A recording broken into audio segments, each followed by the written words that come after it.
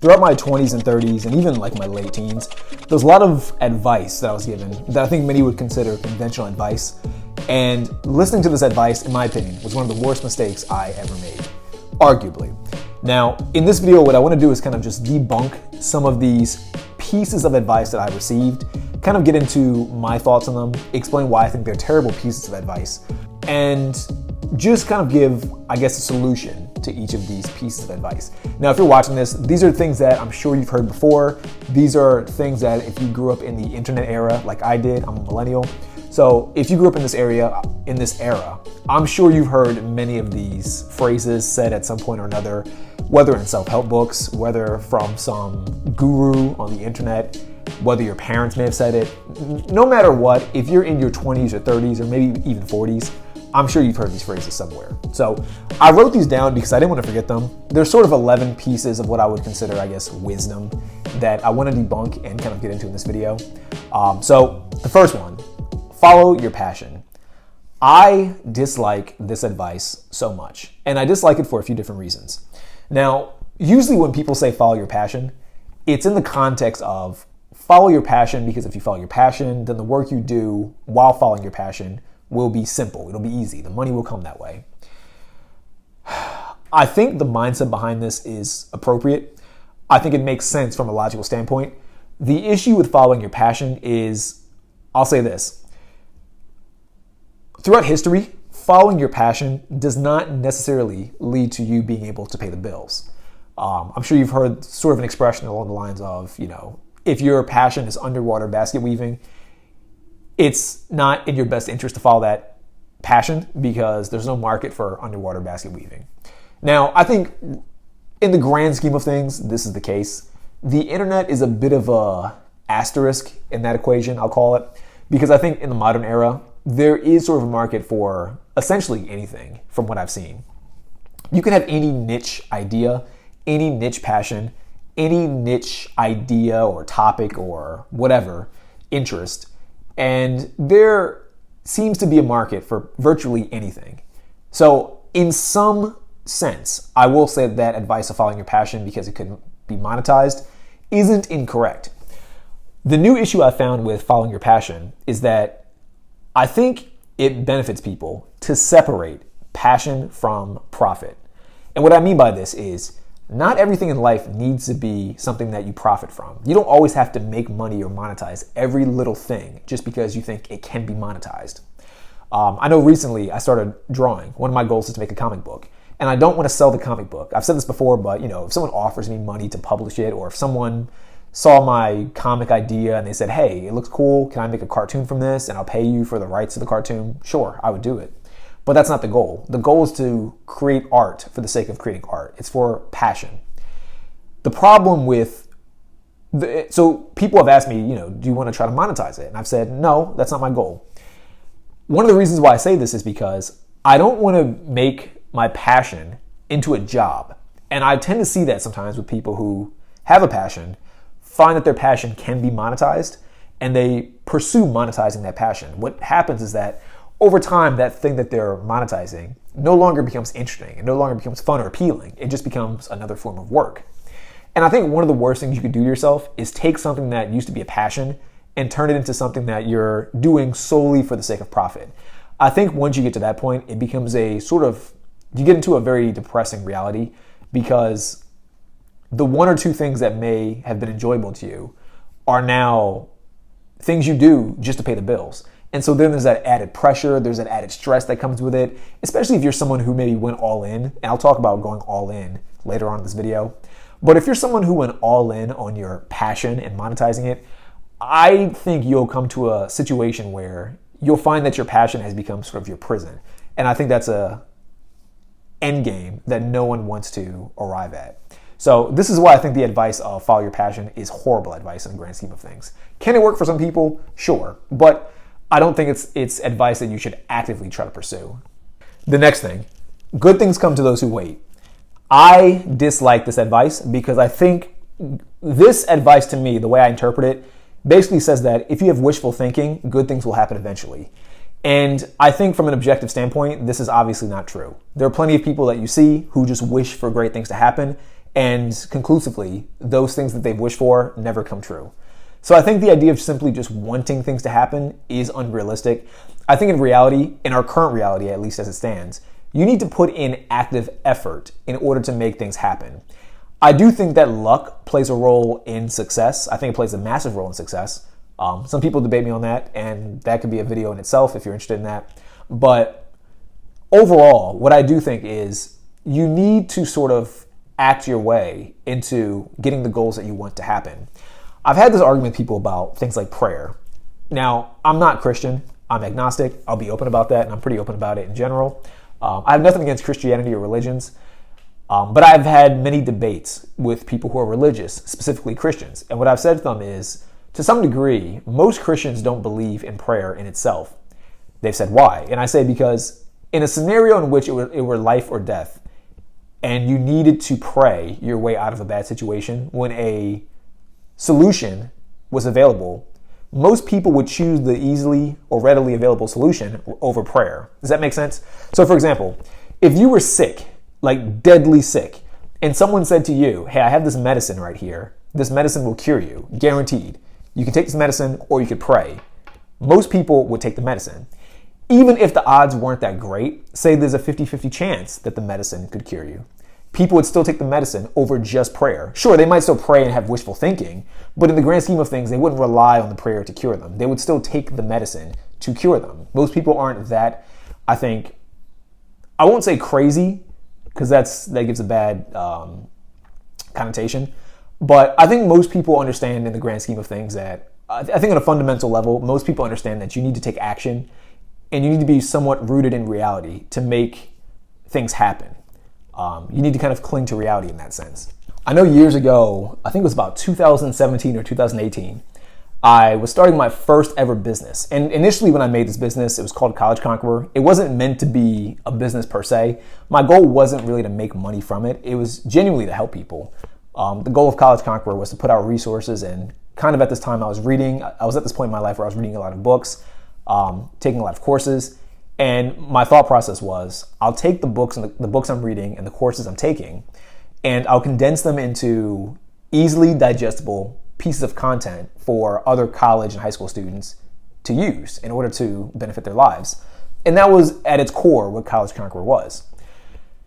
Now, I had heard this advice around that time. Good things come to those who wait. And people would say, oh, just make a website. If you make a website and, wish for the best, people will come. If you build it, they will come. Sort of that mentality. I did that and no one came, as you would guess, because in the real world, simply making something or simply hoping something will happen does not guarantee things will happen. I see this kind of in every area, to be honest. I see this with health, relationships. I see this with money. People sort of have this idea that if I want it bad enough, it'll happen without me having to do any effort to make it happen. If you were in your house or if you were in your room and you wanted your ideal partner, or you had an idea of what your ideal partner was, there's no chance, there's almost a 0% chance that your ideal partner will come walking through the door at random. You need to go find that person. You need to go find that perfect partner. You need to become the kind of person that attracts that perfect partner. That's my personal opinion, at least. If you're someone who wants X amount of money, maybe you're at a job that you don't like and you want a better job, you need to be the kind of person who networks more to get a better job. You need to be the kind of person that sends out more resumes or increases your skills to become more attractive to potential business owners or recruiters, whatever. So the point that I'm making is that good things don't come to those who wait. Nothing comes to those who wait. If you wait too much, nothing happens, because that's not how the world works. The world rewards people who take action and who almost force things to happen. And I'm not saying force in like a negative sense, like you're demanding it of people. But in a sense, you need to be proactive in your own life in order to get things to happen for you. So that's sort of my belief on the whole idea of good things come to those who wait. Next one, play it safe.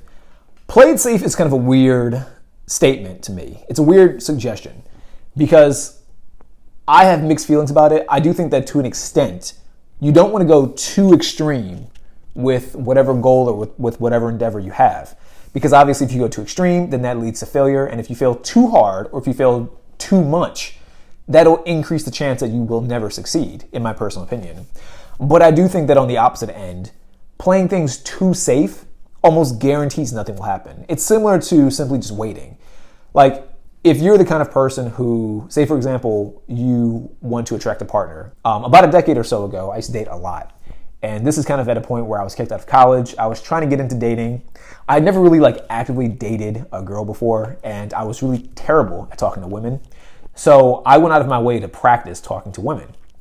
And one thing I kind of realized is that if you play it too safe, you come off as sort of like a nice guy and you get put in the friend zone. And people say the friend zone doesn't exist. It 100% does exist. But the way girls will perceive you is unfavorable to you. And because they perceive you in such a negative way, they're not willing to date you. To a degree, you need to be a little bit more edgy or a little bit polarizing, in my personal opinion, to be attractive. I think that's part of what makes one attractive. It's sort of that ability to spike emotions in a positive way when the situation calls for it. I know some people who take it to the extreme. They think that if I spike emotions negatively all the time, then that's being attractive. That's just being obnoxious. But to me, that's part of being attractive. Being able to spike an emotion in a positive sense at random in a way that's not predictable. I think that's part of it, at least. This means you cannot play it safe. Now, with anything, when you take risk, there's also the chance of failure. You know, if you play the lottery, there's a lot of risk. There's a chance you won't win the lottery. For most people, you will not win. If you start a business, it's risky. There's a chance you may not make any money for X amount of years. There's a chance you'll never make money ever in your life. There's risk, but the reward is also there. There's a chance you might make lots of money over the course of your life. There's a chance that your business might escalate to the highest level possible, and you might be Jeff Bezos or Elon Musk or whoever. Same with dating. There's a chance if you don't talk to that girl, if you do talk to that girl, there's a chance that you might get embarrassed. You might feel weird about it. She might feel weird about it. Who knows? But if you don't talk to her and you take no risk, then there's a 0% chance that she'll talk to you back. Does that make sense? Because she doesn't know you exist. So I think that dynamic exists in pretty much everything. You can't play things too safe in life. There's a balance of how safe you obviously you don't want to go to the extremes, but playing it too safe, to me, is horrible advice. I'm a massive believer in kind of what I call equivalent exchange. Now, equivalent exchange, basically what I mean by this is that in order to get something out of life, you need to be willing to give something in return. I've found this to be true in pretty much every area of life. I call it the law of equivalent exchange. Obviously, it's not scientifically proven, but it's sort of just like a theory that I have. But calling it the law of equivalent exchange sounds much cooler. And I've made other videos about it. If you're interested, I'll make another YouTube video kind of going in more detail. But essentially, at its core, my belief is that no matter what area it is, in order to get something, you need to give something. If you want to have a certain partner, then you need to be willing to grow and sacrifice maybe your ego in some aspects, or you need to be willing to put yourself out there more and be uncomfortable more frequently or more often, or challenge yourself in order to get that attractive partner. If you want to make more money, you need to be willing to put yourself out there, take more risks, maybe be embarrassed more, put yourself in front of more people, grow yourself, again, maybe in the areas of communication, public speaking, whatever, in order to get the outcome that you desire. Fitness, if you want to get in better shape, you have to be willing to be uncomfortable, lift heavier weights. That's what I mean when I say the law of equivalent exchange. In order to get something, you need to be willing to give something else up in return. And give something doesn't mean like you're always just giving away money or giving away time. It can be you just being uncomfortable, you doing things that you are not naturally accustomed or something that you naturally don't want to do. And obviously, if you're playing it safe, you're not going to give up anything because you're playing it safe. Why would you ever do that? All right, so the next one. Your 20s are for fun. You've got time. I hate this advice for so many different levels. One, let's take apart the whole have fun in your 20s. I have said this before, and I still think this is true. To me, your 20s it's sort of your opportunity to get a master's degree in life. That's what I call it. And when I say master's degree in life, essentially what I'm saying is that it's a long span of time where you can make mistakes and take massive risks without a lot of detriment to yourself. Usually when I say take risks, I'm always talking about the areas of health, wealth, relationships. In all three of those areas, in your 20s is to me the best time. If you can do it sooner, that's even better. But obviously because of like school, because you're under the wing of your parents, it's harder. When you're in your 20s, I think you're at a point where You get a little bit more freedom to do the things that you couldn't do when you were living with your parents. And you probably have at least a little bit more money, at least access to a little bit more money, maybe a little bit more time. So you have more opportunity to do more things that can lead to better long-term results. I think this is the only chance you really get to take advantage of this. I'm not saying you can't do it in your 30s. I'm not saying you can't do it in your 40s. But what I'm saying is that the older you get, the more difficult it is to do these things. So to give you an example, when I was in my 20s, I spent a lot of time just working and trying to figure things out. I practiced learning how to communicate more effectively because I struggled communicating. I kind of stuttered. I got anxious a lot. I couldn't look you in the eye. I couldn't speak to people in public. I was like literally terrified of like people for a good chunk of my like late teens and early 20s. Fitness, I practiced understanding different ways to work out. I practiced trying to figure out how to get my physique in order. I practiced trying to figure out, if I were to get out of shape and get fat, could I get back in shape again? How exactly would I do it? I practiced different businesses. I learned how to do different business methods, lead generation, copywriting, cold calling. I practiced all of this. I think as you get older, the opportunity to do those things vanishes. Because as you get older, society has certain expectations that it places on you. And as much as I don't believe you should play into what society expects of you, I do think that in reality, it's difficult to avoid many of society's expectations. When you're in your 30s, there's a lot more pressure to get married, to have kids. It's difficult to avoid that. Even if you choose not to abide by that societal standard, we'll call it, you still might get judged negatively for it. So it's almost impossible to avoid it. You either follow your own path, make yourself happy, but in exchange, other people still judge you negatively, which could still affect your relationships and to some degree still make you unhappy. Or you can follow what society expects of you, probably be unhappy on the front end, probably be a little bit happier on the front end because, you're validated more and you're accepted more. But on the back end, internally, you're still unhappy because you didn't follow your own path. Either way, you're going to have to give up something to get something else, back to equivalent exchange. So no matter what, you're always sacrificing something. It's up to you to figure out what you're willing to sacrifice. But I do think that even with that being said, I do think that there's still a certain window of opportunities that will close depending on your age. And I'll give you a quick example. So when I was in my early 20s, like I mentioned, I used to go on a lot of dates. And I figured that the older I got, the harder it would be to practice dating. When I first started dating, it was like in college, like actively really trying to date a lot. It was in college. I tried to go on like multiple dates per week. And my thought process was, college is the best place to do it because you have an access to such a wide pool of women. And the campus, I went to Penn State, it's so big that if anything were to go wrong, or if you were in a situation where you were too embarrassed or you just didn't want to talk to this person, you could easily just never talk to them again. You would probably never see them ever again because the campus is so big. Unless you had a class with them, and even then you could always just avoid them, just don't sit near them, whatever. As you get older, obviously you won't be in college forever, so that's an opportunity that gets lost over time. When you start working in the real world and you have like a 9-to-5 job or 10-to-6 or 8-to-4, whatever job you have, I know some people out there work 12-hour shifts, 15-hour shifts, it gets harder to meet women. If you're in an engineering field or computer science field or some of those fields where women just aren't heavily represented in them, it gets even harder. So I knew a guy who was a doctor. He still is a doctor. He went to med school for, I think it was about 10 years. I think he went in his late 20s to med school. He got out when he was about 38, 39-ish.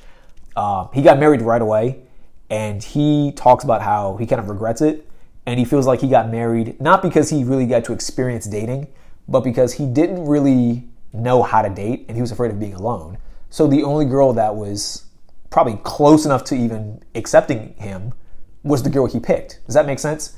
So he didn't choose his wife because it was, in his opinion, the best option for him. He chose her because really she chose him. But yeah, I know the example I made was about someone who went to med school and technically he did study that wasn't really fun, but I've known plenty of people who in their 20s fall into the exact same situation. They take their entire 20s, they just party, they just try to have fun, they just try to like live life, and they don't understand that they're creating bad habits that can carry over into their 30s and 40s. There are plenty of people, I'm sure you're watching this, I'm sure you know of some, who wasted all of their 20s either doing the exact same thing over and over again, in a negative way, maybe partying too much to the point where they weren't building good connections, they weren't learning new skills, they weren't really growing themselves. And then by the time they were in their 30s or 40s, just stayed the exact same and never really had a great life because of what they did in their late teens and 20s. That's my take on the idea of just having fun in your 20s because you have time. One last thing I want to kind of talk about. As the top productivity expert in Northern Virginia, I hate the idea of people saying that you have time. Because the reality is that you do not have time. You don't know how much time you have. There are people who are in their 20s who pass away all the time. And I know that sounds grim, but the reason why I'm saying this is because I think since we can't see how much time we have left, we just assume that we'll live to like 80 or 90 or late 70s or whatever. The reality is that anything could happen today or tomorrow or next week that could stop life or really deter life significantly. So you shouldn't take your future for granted. So that's sort of my 2 cents on this. Number 5, everyone deserves love. This is an interesting statement to me. Everyone deserves love. The reason why I think this is interesting is because I think people approach this from a very emotional standpoint, and they think to themselves, well, everyone should have love because, love is this experience that everyone should just be able to get.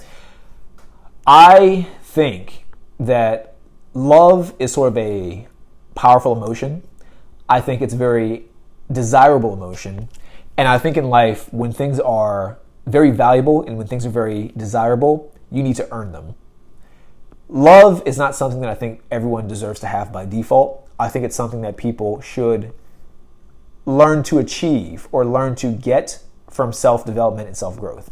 And maybe that's a bit of a controversial take, but let me kind of get a little bit deeper into what I mean by this. I think as an individual, you are certainly capable of loving people. And I think that you don't have to work hard to love others. I think that's embedded within us. But I think the idea of you just being entitled to the love of other people is a bit selfish. And let me present it in this way. Imagine you're a young man and imagine you see a girl that you find very attractive. Do you think that you're entitled to her love by default? I think most people would argue that if you would like her to love you, then you need to earn her affection in some way, either by becoming the type of man that she finds attractive, by providing things for her that she might find desirable, for helping her achieve whatever it is that she wants to achieve in life, whatever. You need to become the kind of person that is worthy of her love. And the same is true, if you reverse it. If you're the kind of woman that desires the love from a certain type of guy, you need to become worthy of attracting that type of love. Now, with that being said, I think everyone should, I think no one is deserving of love. I think everyone's allowed to earn the love of others. And I think that's what people should strive to do. People should strive to earn love. I'm always fascinated by the idea of love and kind of like that concept and the idea of like attraction. I've read a few books on dating, attraction, like evolutionary psychology, things of that nature. And I often get into conversations where I find people saying that they're worthy of love or they're deserving of it. And they get upset when the type of person that they wish to attract is not attracted to them. When I see this, sometimes I don't say this out loud. Sometimes I think this, mainly because I don't want to give unsolicited advice to people. But a lot of times, what I think to myself is, if you find yourself not getting the love that you believe you deserve, it's because you do not deserve it. And the reason why you don't deserve it is because you're not putting forth the effort to become the kind of person that has earned that love. I think it's really straightforward. To me, it's kind of like when I see a young man who is interested in a very attractive, very feminine woman.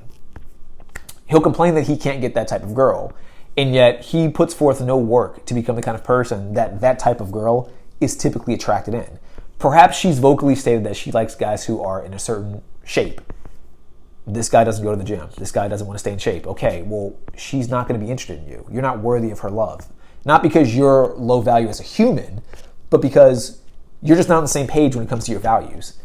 You can't force her to like you. You can't force her to care about you. And that's what I think love really comes down to. It's a deep sensation of caring. You can't force her to care about you because you haven't put yourself on her radar to care.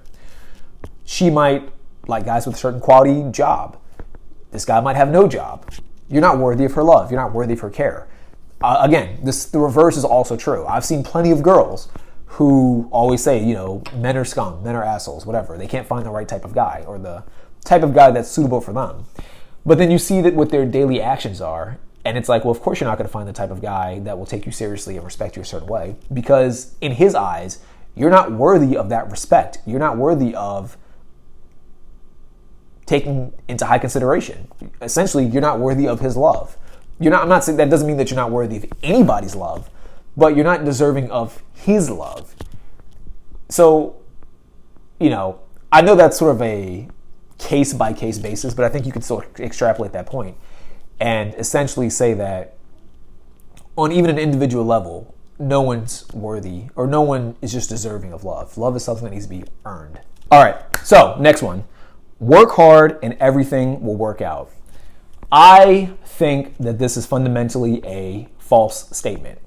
I think the idea that by simply working hard, things will work out, I think it's idealistic. I don't think it's realistic. I do think that the way I think about hard work, and I've said this before to people, a lot of people disagree, I think that success in the grand scheme of things is heavily based on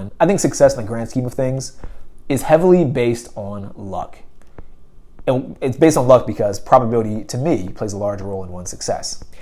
Now, a lot of people will say that hard work is the key to success, and I do think that hard work can contribute to success.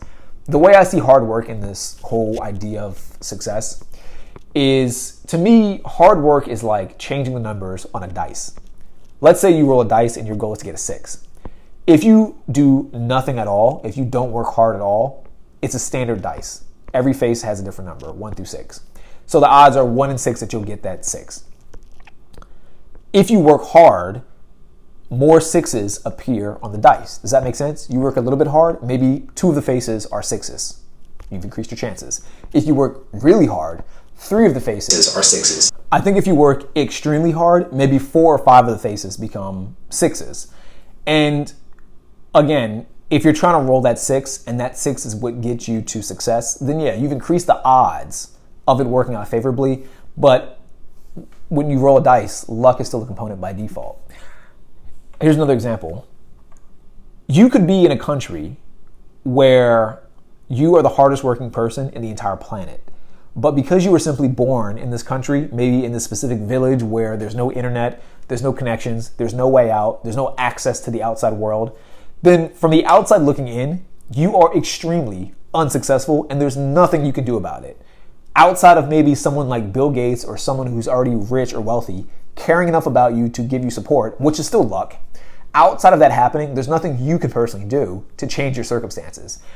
Are you working hard? Yes. Will your hard work lead to success? No. Because you were just set up with cards that they won't work out for you no matter what you try. On the other hand, you could be born in America, which is already lucky by default. Being born in America or being in an area that has access to America is lucky by default. You could be born in America to a wealthy family, that's double lucky. And you can be born in America to a wealthy family who are multimillionaires. Now, you might barely work at all. You might work never in your entire life. Work is subjective, of course, but let's say that you don't have to ever work a standard 9-to-5 job. Maybe you're the kind of person who just inherited all your money and you do charity work, which is fine if you want to do that. From the outside looking in, you don't work hard at all. You barely work. Maybe you do charity work an hour a day and you chill for the rest of the day because your dad is Bill Gates and he gave you millions of dollars. Or at least has Bill Gates' wealth. You're still successful from a general perspective. In other people's eyes, you're still successful, but you do not work hard. So to me, when people say hard work leads to success, it's not really true. You can work hard and not get success. You might have a higher chance at it, but it doesn't guarantee success. In the same way, you not working hard doesn't guarantee that you won't be successful. You can be pretty lazy and not do very much at all, and you could still become successful. It might be harder, maybe, but it can still be done. So when people say work hard and things will work out, I don't think that's true. I would say my solution is that it's best to tailor your expectations and make your goals or make what working out looks like be something that's within your control. Like if your objective is to be fulfilled by the work you do, then sure, working hard will make things work out, because for you doing the work is the goal in itself. So that's kind of the perspective I would take. But if your idea is to have this big lofty view of success, and you believe that by working hard or harder than others, you'll get that, I think that's fundamentally just incorrect and nonsensical. Like I said, there's people who don't work hard who are more successful than you'll ever be. And there are people who work way harder than you, myself, and everyone else that I know combined, and they'll never get successful just because they had a lucky hand. Number 7, just be yourself. I dislike this statement a lot. I think this is one of the worst pieces of advice ever. And the reason why is because I tend to find that the people who give this advice are in positions where, one, it didn't work for them. So they're just repeating things without really thinking it through. Or they were in a position where being themselves was already favorable from the very beginning. And I'll give you an example of this.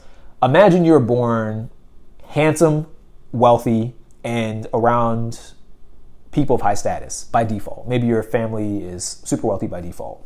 And throughout your entire life, things were given to you very easily. Now, say you have a friend who is the opposite of you. He was born to a poor family, he is unattractive, and he has no connections at all besides you. And he may come to you and say, hey, I'm trying to find like a really good job. I'm trying to like increase my income. I'm trying to be more like you. What should I do? Imagine your advice to him is just be yourself. That advice is terrible, because you being yourself as this maybe tall, rich, handsome, connected guy works perfectly, because you have the variables that lead to success by default. You being yourself is perfectly fine because you're in a position where being yourself works. For him, there needs to be some improvement on the front end in order to get the results he wants on the back end. Hopefully that makes sense. So I hear people say things like, just be yourself.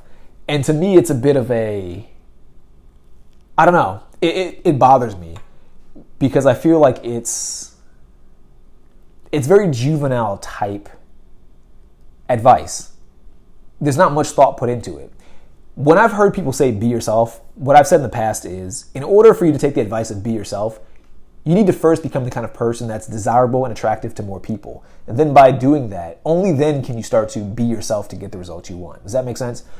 I'll give another example, and I'll use a dating example, because I think dating is something that a lot of people can understand. Years ago, when I was trying to get to dating, when I was dating more, I was overweight. And the reason why I was overweight is because when I was a kid, I had really bad health problems. I took these steroids, and they pretty much made me gain a lot of weight super easily. And as I got older, the weight kind of distributed itself better, but I was still fat. Like I still had like man boobs. I still had a big gut. I had like no muscle, and I had to work very hard to get to the gym, understand calorie intake, understand like calorie deficits, all that good stuff. I don't want to get super deep into it because this isn't the video for it. But when I was initially trying to talk to girls, a lot of them were rejecting me. And a part of that was because I was out of shape. Another part of that was I couldn't communicate effectively. Like I was making weird faces. I would say the wrong things. I would be overly polarizing or not polarizing enough. Like I didn't have that balance of it. Style wasn't there. My style was trash at the time. There were a lot of factors about me that needed improvement. And only once I made those improvements did the advice of just be yourself apply to me. The reason was because as I made improvements, the new version of me was just my default. It became, so the just be yourself advice eventually did work out, but only when I improved myself enough. Does that make sense? I think in the grand scheme of things, in order for you can't just take the advice, just be yourself. You kind of need to improve yourself and get yourself to a certain position where who you are by default is good enough to be seen as appealing or attractive or worthy in the eyes of other people. And I think some people try to kind of dodge that idea that they're not worthy or that they're not like attractive in some sense, attractive to employers, attractive to a partner, whatever. In the grand scheme of things, this is how the world works. People judge you based on the way you act. They judge you based on the way you look. And it's up to you to fix those things. It's up to you to be appealing in the eyes of others. It's not up to them to one day magically see you as appealing just because you desire it of them. Does that make sense? You need to work towards, again, getting that validation from other people, if that's the thing you want. So do I think that people should just be themselves? Yes and no. Initially, the answer is no. If you find that being yourself does not lead to the results you want, then no, stop being yourself. Be somebody else. Be somebody else until the new version of you that's combining who you used to be and who you want to be becomes desirable in the eyes of others. And then once those two versions combine and you become a new version of yourself, then you can just be yourself. Number 8, this is a statement that really agitates me to no end. And that statement is, don't worry about money, it's not everything. I heavily disagree with the statement, but I'm more towards the middle than I'm letting on. So what I mean by this is money everything? No. But does it account for a lot? Absolutely. And I think what we try to do is we try to almost cope when we don't have money. And what we say is, don't worry about money. It doesn't mean that much. This is false. It means a lot. If you need to eat, you need money. If you want to have nice clothing or even clothing in general, you need money. If you want to get to work, if you want to have a job, you need some money to get the job if you have to travel. And you probably have to travel if you live in a city. No matter what, you need money. So the idea that you don't need money is false. You do need money for whatever it is you're trying to accomplish. Money will be the thing that helps you make more money, and money is required to survive in the modern era. Now, what I will say is you should avoid excessively chasing money, and you should avoid making money your identity. I think those are the scenarios that people get themselves into, and those are the scenarios that are a bit problematic in the grand scheme of things. I live in Loudoun County, which is it's the richest county in the entire country. And I meet a lot of people whose identity is money, or it's their career, which is essentially an association of money. Like if you see people who think to themselves, oh, I'm a hotshot lawyer, or I'm a hotshot doctor, or I'm like a hotshot engineer, it's them tying their identity to their career, which is really them tying their identity to money in more steps. I'll be honest, to me, it's loser behavior. It's loser behavior because money in the grand scheme of things does not mean anything. Like, I know I just said earlier that money is required to live life. Money is a tool. Money is a tool to live life and to live a high quality of life. But if your identity is in itself the amount of money you make, then it just shows that you have nothing to offer as an individual besides just money. It makes you like a tool, almost essentially. It's just like, oh, you're a walking bank. Cool, that's nice. I think in order to live sort of a fulfilled life, and I've said this before in different videos and different podcasts, I think in order to live a fulfilled life, you're going to have a balance of health, wealth, relationships. I think if you really break those things down further, you need to have a certain philosophies, certainly, certain values, certain beliefs, certain skills. And I think if you break it down even further, if you want to be like a really well-rounded individual, with those beliefs, with those values come hobbies, they come interests, ways to express yourself, a certain degree of individuality. If your identity is only around money and that's all you know and care about, you won't have any of those things. I will tell you, I've met so many people in Loudoun County whose identity is solely the money they make, maybe the car they drive, and that's all they have to them. You ask them about like their personal hobbies, they don't have any. Why don't they have any? Because all they do is try to make money. That's their hobby, making money. Okay, so you're boring. What's the point of making money if you have nothing to show for it besides making money? It's pointless. Money is a tool to get other things. It's a means of staying healthy. It's a means of, helping your family. It's a means of helping others, giving back to the community. It's a means of attracting maybe a higher quality partner, or attracting a higher social circle, or attracting higher quality experiences. Money is a tool. It's a means to an end. But if your identity is the thing itself, is the tool itself, it's just weird. It's like someone whose identity is that they can use a hammer. It's like, what? Why? Are you a carpenter? Do you build things? No, I just have hammers and tools. Useless. It just doesn't mean anything. I know that's a weird comparison, but I don't know. That's how I feel about people when they are excessively tied to the amount of money they make and that's all they have to show for themselves. But with that being said, you do still need money. Don't be the kind of person that tries to shrug off making money because as a means of cope. I think a lot of people, when they don't have a certain amount of money, they try to make it significantly invaluable. I was guilty of this myself years ago when I didn't have much money at all, when I was making like $10,000 a year in Loudoun County, which is extremely difficult. I would try to minimize how much money was valued. I try to diminish the value of money and say like, oh, it doesn't matter, I have other things instead. It's cool to have other things, but you do need money to have a certain quality of life. So you can't just completely eliminate it. All right, so number 9, save money instead of making more money. I heard this advice a lot when I was in my early 20s. A lot of people would say, save money, save money. I was going to do a video about finance books. For the record, I hate finance books. I think most of them are just terrible. I think they give horrible advice. I think the advice that most finance books give are suited only to people who are middle class and upper middle class. And it's very basic advice you don't really need a book to apply. It's super simple stuff in the grand scheme of things, to be honest. I don't think most people's issue is investing money. I think most people's issue is making money. And I think that saving money is not a way to make more money. And I'll explain what I mean in just a second. So when I was in my early 20s, people said all the time, you need to save money. The reason why you need to save money is because saving money allows you to buy assets. Saving money is a good habit. Are these things true? Absolutely. The real issue that I found as someone who made less than $10,000 to about $14,000 a year to making, $40,000, $60,000 to making what I make now, which is more than the average household family income. I won't say how much it is, but it's a good amount. I do okay. I'll say this. You are better off trying to earn money than you are saving money. Because if you don't make enough money to start with, then saving money will do nothing for you.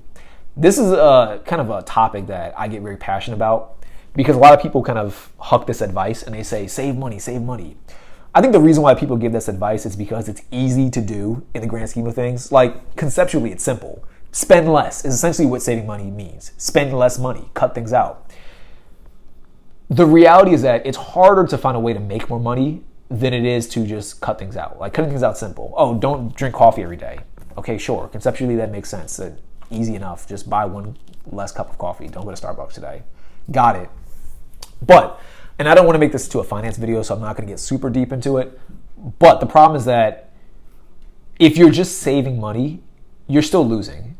By default, you're still losing. Because look up the word inflation. That alone will prove to you that you're going to lose if you just are trying to save money.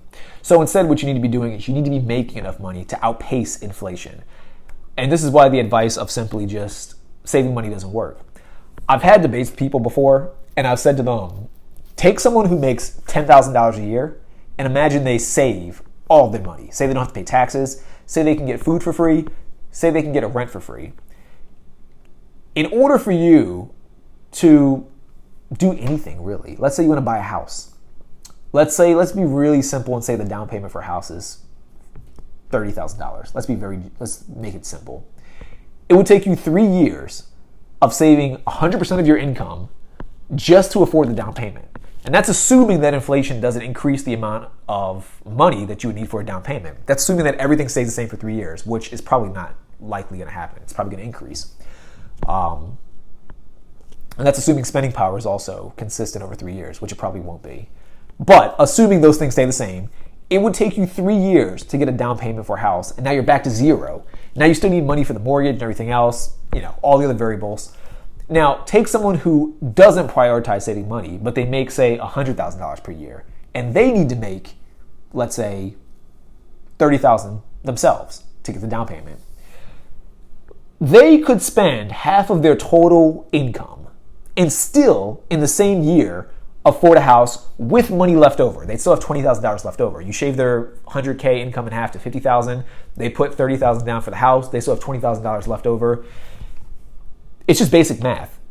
So when people say just save your money, there comes a point where you're not in a position to save money. You're in a position where the only thing you should be doing is trying to make more money.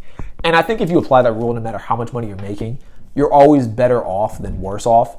Like, I've seen some stats saying that people who make $150,000 or more, I think about like half or about 60% of them or something like that, still live paycheck to paycheck. To me, this is a misleading statistic. And the reason why it's misleading is because, I've said this before to people, someone making $10,000 or $20,000 or even $50,000 living paycheck to paycheck is dramatically different than someone making $150,000 living paycheck to paycheck. The reason is because the price of everything else stays the same, no matter how much money you make. So here's an example. Years ago, when I first moved to Northern Virginia, I suffered from what I call the poor person tax. And essentially what the poor person tax is when you're poor everything bad happens to you all at once consistently. So it puts you in a position where you're always in the negatives. That's the poor person tax.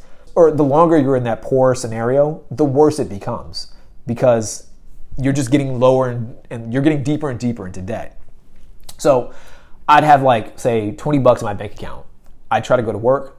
My alternator's broken. Now I got to get a new alternator. How much is the alternator? $200, $300. Now I got to save up for that alternator, which means that I have to walk to work for the next week or two until I get paid again. And then by the time I get paid, I have to put immediately my income to the alternator, which means I have no money for rent. Now I'm behind in rent. Then I have to take whatever money I get from the next paycheck, put that towards the extra money that I'm indebted to for rent, because, rent accumulates when you don't pay it in time. I have to put money towards that. Now I'm still in debt. Now I have to pay for insurance and everything else. It just becomes a never-ending cycle. This is the problem of living paycheck to paycheck when you make $10,000 or $20,000 or $30,000, etc. Now, let's take that exact same scenario. Let's say I make $10,000 per month. My alternator breaks. It's $200. That's easily paid off. Easily. I pay that off. Insurance, pay that off. Everything else, pay that off. Let's say I spent every dime I have that month. Doesn't matter, because the next month I'm going to get $10,000 anyway. And it's going to make everything so much simpler for me, because because everything else that I have to pay for is consistent. Now, I know some people will say, well, you can always overspend by maybe getting like an apartment that's too expensive or getting a car that's too expensive. This is true. Sure, you can do that. But the reality is that you can always downsize too. But if you're poor or if you're broke, it's only so far back you can downsize. Does that make sense? If you make $10,000, you might over leverage yourself, but you can always downsize, and you should still be making the same income. You might pay off debt. It might be a little bit inconvenient. You might take an ego blow, sure, but you're still making the same income, so life is still easier for you than someone who is only making, say, $1,000 per month or $2,000 per month, because for them, downsizing is not possible. Does that make sense? Like, you can only downsize so much until you have absolutely nothing. So, I don't know. I know I've kind of harped on some of these topics for a while, but my whole perspective of this, don't try to emphasize saving money. Make your priority earning more money. Always be trying to earn more money, no matter what. Save some once you have enough, but in the beginning, earn more money. Number 10, you need a relationship to be happy. I used to think this in my own personal life back when I was in my 20s. My early 20s and late teens. I thought that I needed a relationship to be happy, and I found that this was not true at all. To be honest, I think that most people, when I see the relationships, especially when I see relationships that don't succeed and that consistently fail, the common problem that I tend to find is that what people do is, when they're not in relationships, they seek for their partner to fill their cup. Does that make sense? And I think that's a massive mistake.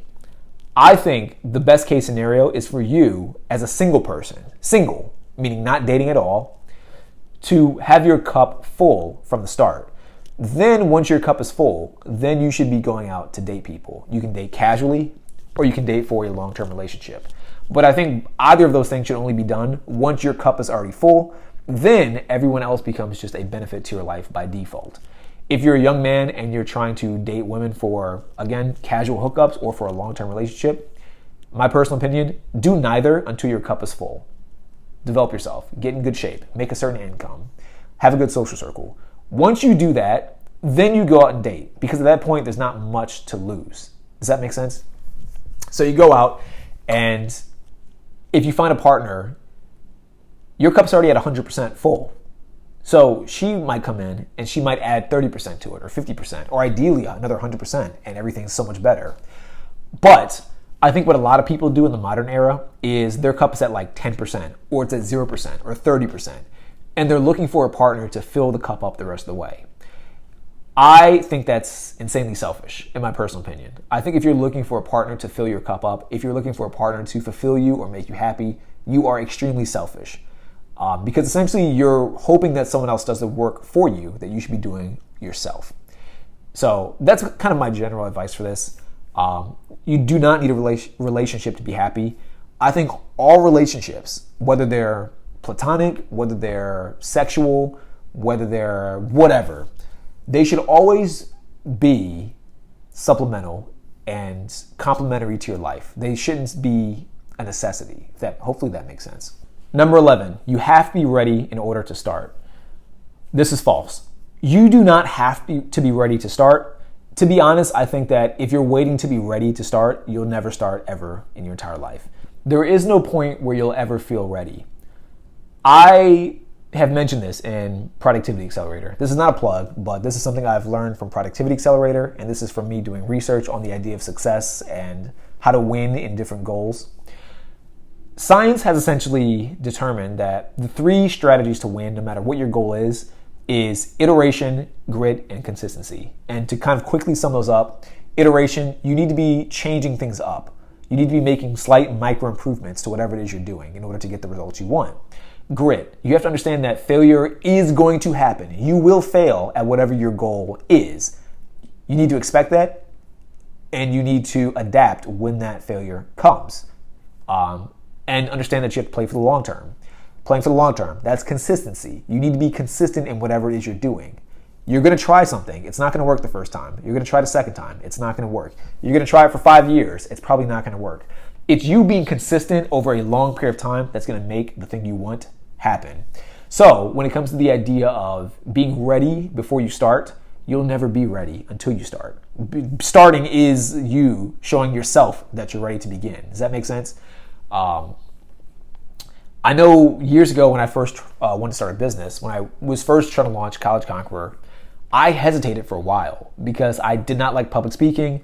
I did not like the idea of putting myself out there. I did not like putting myself on camera.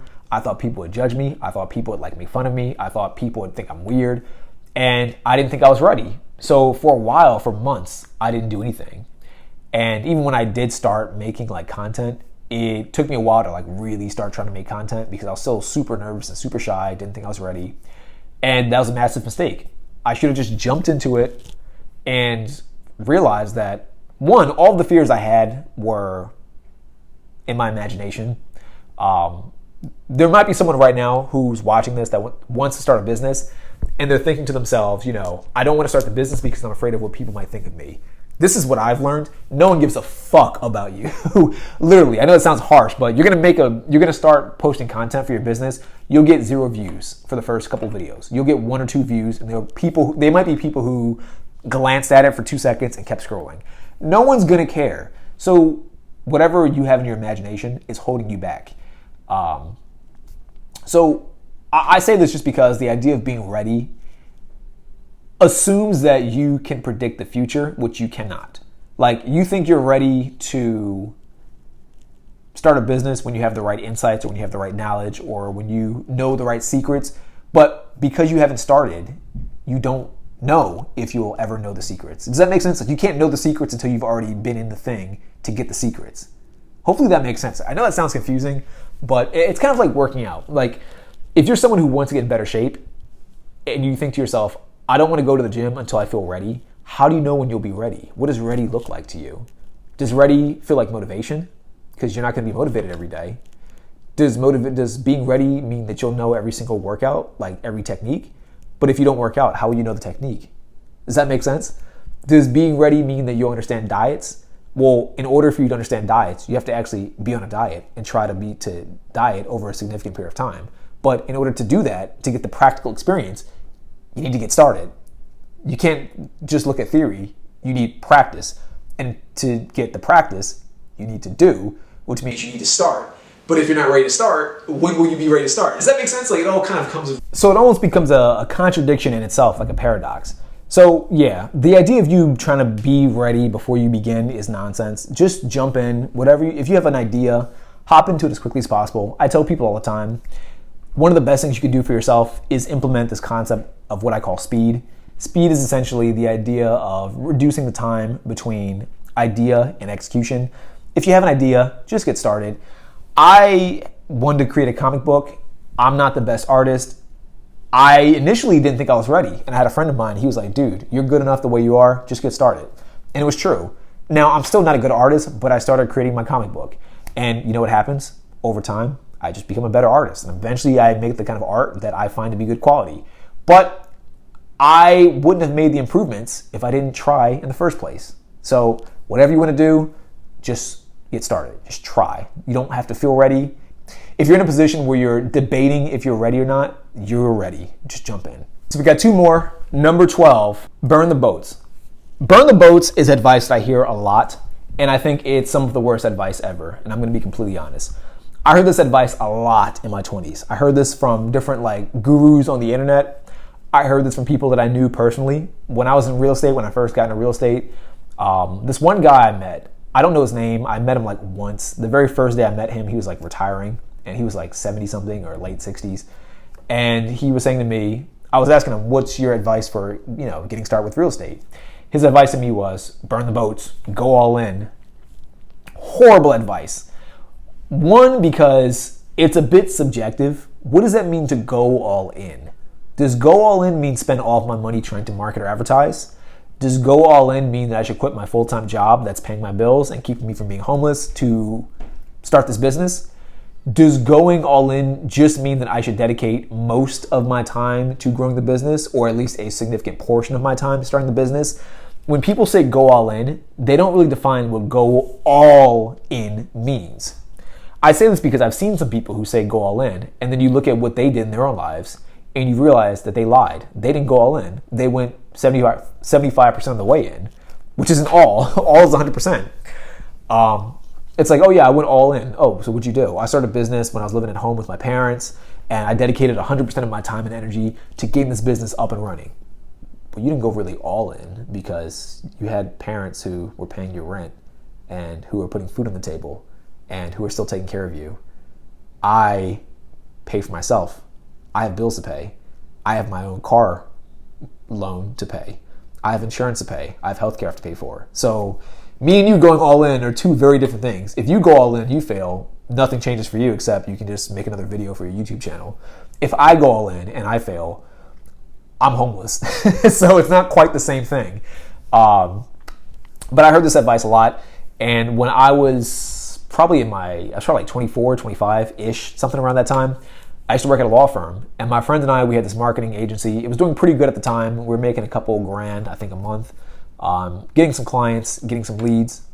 And we thought to ourselves, hey, everyone says burn the boats, or everybody says go all in. Maybe the thing that's holding us back is that we're not going all in. And so you know what we did? We both quit our jobs and we went all in. And at the time, it was a very freeing experience. It felt good at the time in the moment. And within about a year, we realized it was a horrible mistake. Part of the mistake was that my business partner moved away, so that made it difficult to keep up the business because just alone, he pretty much gave the business to me, but alone it was difficult to manage clients. It was difficult to handle the lead flow. It was just hard to manage a whole business where you're doing Facebook ads for different gyms and different insurance agencies by yourself, which is what we did. We did Facebook ads and social media marketing for insurance agencies and for gyms and personal trainers. Very difficult thing to do by yourself, especially because I was kind of a fresh entrepreneur still at the time. So I was using tools that I didn't need to be using. I was over leveraging myself. I just didn't know what I was doing in the grand scheme of things. And I did that because I went all in, because that's what people told me to do. And so that leads me to my lesson for going all in. I think you should go in enough where you're challenging yourself and you're pushing yourself and you might be outside of your comfort zone, but you shouldn't be going so far in that you're disconnecting yourself from any safety line that you possibly have. It's almost like telling someone who can't swim very well to go deep into the ocean and try to swim. Dude, go all in, go into the deep end. You don't really know how to swim, but you will learn by going all in. No, you might drown. It's better to go part of the way in until you are confident in your swimming abilities, or until you're confident in your abilities in general. Then once you're confident, then you go all in. And even then, you probably shouldn't go all in. You should probably go 90% in or 85% in. Even in general life. In no scenario should you ever do anything 100%, I would say. Because there's a certain balance of risk versus reward. And it's possible to take too much risk and get diminishing returns and get nothing from the risk, or get so little from the risk that the risk isn't really worth it. So the idea of burning the boats behind you, the idea of going all in, I think it's just garbage advice. I think people say it and people repeat it without really thinking it through, which I hate, by the way. This is one of the things that kind of made me want to make this video, is just taking advice that people always give and debunking them and showing just how ridiculous some of these statements are. This is certainly probably at the top of the list. Do not go all in. Go in enough where it's uncomfortable, but take a calculated risk. Don't make a crazy high bet on yourself. You see some of these people, I saw like a story about Elon Musk, and they said Elon Musk went all in because I think he had PayPal, and then when he sold PayPal, he got a couple million, and he put like 500K or whatever into Tesla and like 500K into like some other company, and he had to ask for rent. One, is that story true? Probably not.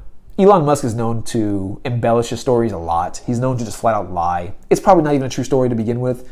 Two, even if it is a true story, doesn't mean that you should try it. You're not Elon Musk. Elon Musk may have had other things that were working for him. He might have had family that was rich or that was wealthy, or he had friends that were super close that he could rely on comfortably, which means he's not going all in. You're not Elon Musk. You shouldn't try that. Be realistic about how deep you're trying to go into whatever it is you're doing. Does that make sense? Final one. If it's meant to be, it'll happen. This is essentially wishful thinking. I think people have an idea that they can manifest things into reality. And I had a plan to make a video about manifestation. I'll probably cover a little bit of it right now. But I don't believe in manifestation, at least not the way people usually explain it. I do believe that you can manifest realities, but I think that the idea of manifesting things is essentially you putting so much effort into something that you want that, again, kind of going back to the earlier example, the probability of that thing happening is more likely to occur. If, for example, you want to manifest having a great body, you want to get in better shape, sitting around thinking about getting in better shape will not get you in better shape. But you going to the gym consistently will increase the chances of you getting in better shape. You going to the gym consistently and eating better will further increase the chances of you getting the ideal physique that you want. Does that make sense? Like, the more you do things, the more you increase the chances of the thing you want happening, assuming that you're at least in the right direction. It's possible to be doing things that don't contribute at all to your goals. Like, if you want to get in better shape, it's possible to just sleep more, because you heard that bodybuilders sleep a lot. To grow muscles, and it's like, yeah, you're sleeping more, but that's not the main thing that's going to contribute to what you want, so you're kind of doing the wrong thing. You're doing a lot of it, but you're doing a lot of the wrong thing, so that might need to change. But I think the key thing to kind of take away from what I'm trying to say is that you need to take action. Action is what leads to results, in my personal opinion. So I think if you're just saying, if it's meant to be, it'll happen, it's overly wishful thinking. I don't think life works that way. I think if you were to sit in a room and just wish for things to happen, nothing will happen. And I think most people could easily predict and deduce that the reason why things aren't happening is because you're not making them happen. There's no such thing as if it's meant to be, it'll be. I think if you want it to be, then you need to make it happen on your own with your own efforts. I think that's what it comes down to. So those are my 13 kind of statements that I want to debunk, 13 things that people said to me that I personally found to be a complete lie in my 20s and 30s and late teens. Let me know what you think about this list. Let me know if you disagree or agree. By the way, YouTube hates me. YouTube does not push my content at all for the most part. So please do me a favor. Please, if you are here watching this to the very end, please like the video. Please leave a comment below. And if you know someone who might get some value out of this or who might find this interesting, please share this video with them as well. It dramatically helps me in the algorithm, and it would mean so much to me. But in the meantime, I appreciate you for watching this video. Hope to see you in the next one. Peace out. Bye.